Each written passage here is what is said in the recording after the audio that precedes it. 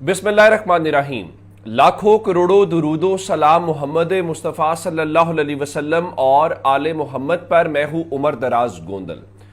कल जब supreme court of Pakistan के अंदर इमरान खान की पेशी हुई थी तो उस पेशी के आखिर के ऊपर जब काजी फायज ईसा और इमरान खान के दरमियान मुकालमा हुआ था तो उसमें इमरान खान ने उनको बताया था कि उनके बहुत सारे केसेस जो हैं वो सुप्रीम कोर्ट ऑफ पाकिस्तान के सामने वो पेंडिंग है और उन्होंने इनको समाअत के लिए मुकर्रर करने के हवाले से इस्तदा की थी। आज बहुत बड़ी खबर है ये, और बहुत बड़ी खबर सुप्रीम कोर्ट से है। और बड़ी खबर इसलिए भी है, जब सुप्रीम कोर्ट के तमाम जजेस बैठ जाएं तो इसका मतलब होता है कि कुछ बहुत सीरियस मामला है। इसका मतलब होता है कि बहुत कोई हसास मामला है और इसमें कोई आईनी तशरीह दरकार है। अब मैं आपको बता देता हूं, आपको याद होगा कि पाकिस्तान तहरीक इंसाफ से बल्ले का निशान छीना गया और बल्ले के निशान छीनने के बाद सारा तमाशा शुरू हुआ और इस तरह से पाकिस्तान तहरीक इंसाफ को मखसूस सीटें नहीं मिली और बल्ले का निशान छीनने का एजाज जनाब जस्टिस काजी फायज ईसा साहब के नाम हमेशा रहेगा। तो उसके बाद इलेक्शन कमीशन ने तहरीक इंसाफ की मखसूस सीटें भी उनको नहीं दी। फिर उन्होंने इस मामले को चैलेंज किया पेशावर हाई कोर्ट ने, तो पेशावर हाई कोर्ट ने भी उनकी बात नहीं सुनी। फिर वो सुप्रीम कोर्ट चले गए और सुप्रीम कोर्ट में जस्टिस अतर मिनल्ला और जस्टिस मंसूर अली शाह ने उस फैसले को मुअत्तल कर दिया और उसके साथ ही ये कहा कि वो जो अरकान इस असेंबली का पार्ट बन चुके हैं वो किसी कानून साजी में हिस्सा नहीं लेंगे। इस तरह से शहबाज शरीफ की हुकूमत जो है वो 2/3 मेजॉरिटी से फारिग हो गई। 2/3 मेजॉरिटी जैसे ही हाथ से गई तो इसका मतलब ये था कि काजी फायज ईसा साहब जो है उनको अब एक्सटेंशन भी नहीं मिलेगी। ये अलग बात है कि फिर खबरें आना शुरू हो गई जी वो इंटरेस्टेड नहीं है। अब ये मामला बड़ा अहम है और काफ़ी दिनों से वहां पे सुप्रीम कोर्ट के सामने पेंडिंग था। तो क्या पाकिस्तान तहरीक इंसाफ को मखसूस नशिस्तें मिलेंगी, नहीं मिलेंगी? क्या वो खाली रहेंगी? क्या ये गलत फैसला था? क्या ये सही फैसला था? ये एक आईनी तशरीह है और आईनी तशरीह के इस मामले के ऊपर सुप्रीम कोर्ट ऑफ पाकिस्तान ने तमाम दस्तयाब जो जजेस हैं उन पर मुश्तमिल एक फुल कोर्ट बना दी है। और जहां तक फुल कोर्ट की बात है तो अब सुप्रीम कोर्ट में इस वक्त जो 13 जजेस हैं वो अवेलेबल है। मजमूई तौर पे देखा जाए तो सुप्रीम कोर्ट में जजेस की कुल आसामियां 17 होती हैं, लेकिन इस वक्त 3 आसामियां खाली हैं, लेकिन 14 जजेस अवेलेबल हैं। लेकिन 14 में से एक जो जज साहिबा जस्टिस मुसरत हिलाली साहिबा हैं उनको दिल की तकलीफ हुई, वो अस्पताल दाखिल रहीं। वो इस वक्त जो है वो ज़ेरे इलाज है या आप यूँ कहिए बेड रेस्ट पे हैं, या वो सुप्रीम कोर्ट के अंदर वो काम नहीं कर रही, इस वक्त जो है छुट्टी पे। तो उनकी वजह से बाकी रह गए 13 जजेस। तो सुप्रीम कोर्ट ने तहरीक इंसाफ या सुन्नी इत्तेहाद काउंसिल की मखसूस नशिस्तों के मामले के ऊपर फुल कोर्ट तश्कील दे दी है। और आखिरी बार जब फुल कोर्ट तश्कील दी गई थी तो 8 महीने कबल जब प्रैक्टिस एंड प्रोसीजर एक्ट हुआ था। अच्छा, अब कौन कौन शामिल है उसमें? चीफ जस्टिस काजी फायज ईसा शामिल है। वैसे आपस की बात है, काजी फायज ईसा साहब ने तो बल्ले का निशान छीना था और बल्ले का निशान छीनने के बाद ये सारे का सारा बहरान उन्हीं के इस फैसले से पैदा करता है और उस फैसले के ऊपर ही वो अब बरतानिया को खत लिख के अपने वजात दे रहे। इसीलिए मैंने उसने कहा था ये मामला सब जुडिस है और जो सुप्रीम कोर्ट जब खत लिख रही है तो यूं तासुर मिल रहा है जैसे सुप्रीम कोर्ट पार्टी है। तो इस फुल कोर्ट के अंदर काजी फायज ईसा साहब number 1, justice Mansoor Ali Shah number 2, justice Munib Akhtar number 3, justice याया Afridi number 4, justice Aminuddin Khan number 5, justice Jamal Khan Mandokhel number 6, justice Mohammad Ali मजहर नंबर 7, जस्टिस आयशा ए मलिक नंबर 8, जस्टिस अतर मिलना number 9, justice Hasan Azhar Waheed number 10, justice Shahid वही जो है वो 11वें नंबर पे हैं, जस्टिस इरफान सादत 12वें पे, जस्टिस नईम अख्तर अफगान 13वें नंबर पे। इसमें एक खास बात है, हमने एक तवील अरसे के बाद अब जस्टिस मुनीब को और जस्टिस आयशा ए मलिक साहिबा को काजी फायज ईसा साहब की अदालत के अंदर देखना है। और उसकी वजह यह है कि प्रैक्टिस एंड प्रोसीजर एक्ट के बाद तो कम अज़ कम काजी फायज ईसा साहब ने आयशा मलिक साहिबा को नहीं बिठाया, चूंकि उनके सवालात बड़े वैलिड थे।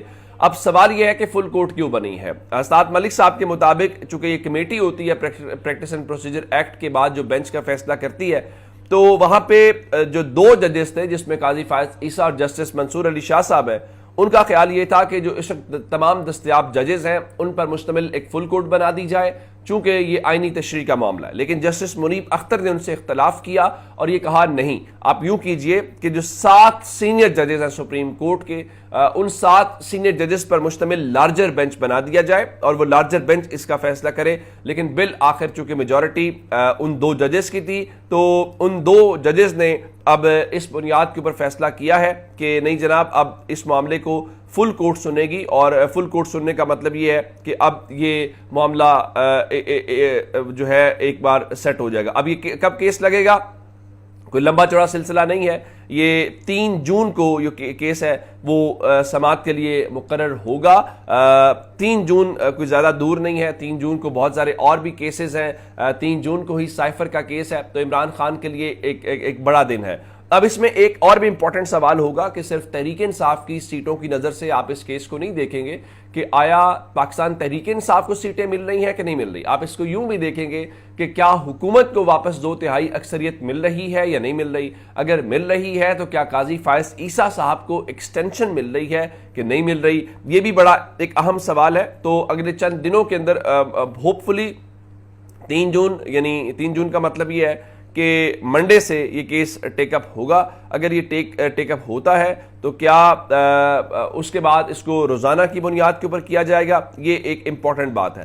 اچھا، اب آتے ہیں عمران خان کے حوالے سے. عمران خان کے حوالے سے ایک تو آپ جانتے ہیں کہ وہ جو ان کی ایک ویڈیو ہے ٹویٹر کے اوپر، اس کا شور مچا ہوا ہے.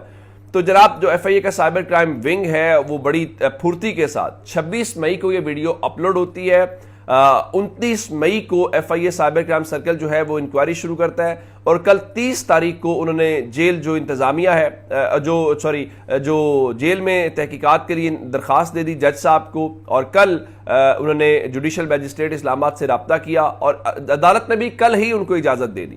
جس کے بعد اندازہ کرے کہ رات کو ہی ایف آئی اے کی ٹیم جو ہے وہ اڈیالہ جیل پہنچ گئی، اور انہوں نے کہا دیکھیے جی، عمران خان کے آفیشیل ٹویٹر ہینڈل سے ریاست مخالف بالخصوص پاک فوج کے خلاف پراپوگنڈا کیا گیا ہے، اور ان کا جی اس ویڈیو کے ذریعے آرمی کے خلاف پراپوگنڈا کے ذریعے حقائق کو توڑ مروڑ کر آفیسرز اور جوانوں میں بغاوت اور اشتعال پیدا کرنے کی کوشش کی گئی ہے. اس ویڈیو کے ذریعے مختلف ریاستی اداروں میں تفریق بھی پیدا کرنے کی کوشش کی گئی ہے، اور یہ ویڈیو صریحاً پیکا ایکٹ 2016 کی خلاف ورزی ہے جس کی تفتیش ہونا لازم ہے، اس لیے عمران خان تک تفتیش کی رسائی دی جائے. اچھا، اب عدالت نے اس کی اجازت دے دی. یہ رات کو جیل میں پہنچ گئے، لیکن عمران خان نے شامل تفتیش ہونے سے اور ایف آئی اے کی ٹیم کی کسی بھی سوال کا جواب دینے سے صاف انکار کیا، اور انہوں نے کہا کہ جب تک میرے وکلا موجود نہیں ہوں گے میں کسی طور پہ بھی آپ کو جواب نہیں دوں گا. اس کے بعد ایف آئی اے نے ایک تحریری جواب بھی عمران خان کا حاصل کر لیا. تحریری جواب کیا ہے؟ وہ جو ان کا اجازت نامہ ہے اس کے اوپر عمران خان نے اپنے کامنٹس لکھے ہیں اور ساتھ سائن کیا ہے. اس میں چونکہ اجازت مانگی گئی تھی تو عمران خان نے نیچے لکھا ہے کہ I will join the investigation in presence of my lawyer and the above allegation is absolute nonsense. ان کا جی میں اپنے وکلا کی موجودگی میں ہوں گا، اور جو آپ جس الزام کا ذکر کر رہے ہیں وہ بہت بیہودہ ہے.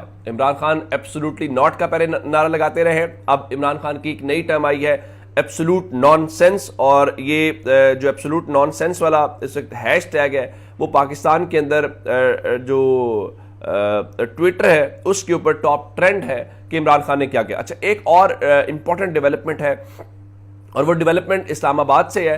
پاکستان تحریک انصاف جلسہ کرنا چاہتی ہے، اور جلسے کے حوالے سے ان کو انتظامیہ اجازت نہیں دے رہی تھی، اور انہوں نے اسلام آباد ہائی کورٹ سے رجوع کیا. تو اسلام آباد ہائی کورٹ نے کہا تھا ڈی سی کو کہ آپ فیصلہ کریں اور فیصلہ کر کے اجازت دیں. تو بتایا گیا تھا جی جو سیکیورٹی کے ادارے ہیں وہ پاکستان تحریک انصاف کو کلیئرنس نہیں دے رہے، لیکن بالآخر ڈی سی اسلام آباد نے پاکستان تحریک انصاف کو جلسہ کرنے کی اجازت دے دی ہے، اور اس سلسلے میں اسلام آباد ہائی کورٹ کو بھی باقاعدہ طور پہ آگاہ کر دیا گیا ہے کہ ہم نے عدالت کے حکم کے اوپر عمل درآمد کر دیا ہے. اور جو ڈی سی اسلام آباد ہے انہوں نے پاکستان تحریک انصاف کو جو روات جی ٹی روڈ ہے اس پر جلسہ کرنے کی اجازت دی ہے.